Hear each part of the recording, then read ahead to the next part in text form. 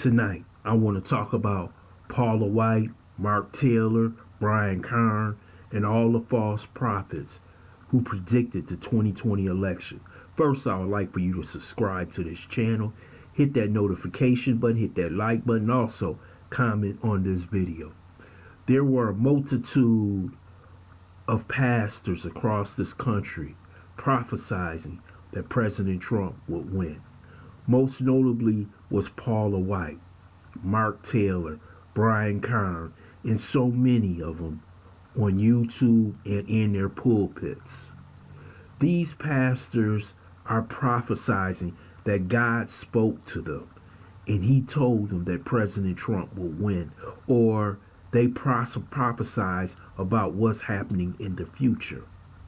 This is the new part or extension of prosperity preaching. Many of these pastors that you see out here right now use this to garner wealth and power. And you've seen this during this election.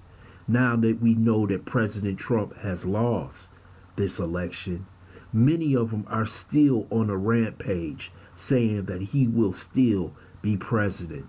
It was sorry to see a young brother that I listened to. His name is Mark Rogers. He joined these course of false prophets, basically saying that President Trump will still win the election, but it has also been decided. I know it's not really decided into the Electoral College on December 14th, but we know that they'll never overturn a presidential election. But when you talk about these so-called people who basically say, God spoke to me this morning, God spoke to me last night. So how many pastors did God speak to overnight? 10, 20, 100, 500, 5,000. And we have to understand that a lot of these so-called pastors are nothing but pulpit pimps. Their only job is to get money out of your pockets. And they're doing it during this election. This was their number one gig for the past 6 months, prophesizing that Trump would win, prophesizing what would happen to his enemies, who basically they said made up the Russian collusion hoax. But what we have seen is the exact opposite. Joe Biden has won the election, and maybe the words they were hearing was not by God himself. Maybe it was from God's biggest enemy, the devil.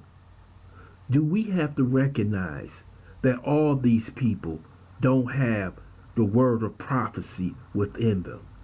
God told us there will be plenty of false prophets that will be exposed on this earth. And we have to understand, when you listen to these people talk to you constantly about what they have seen in the future or what they will see in the past. And you can't see anything in the past.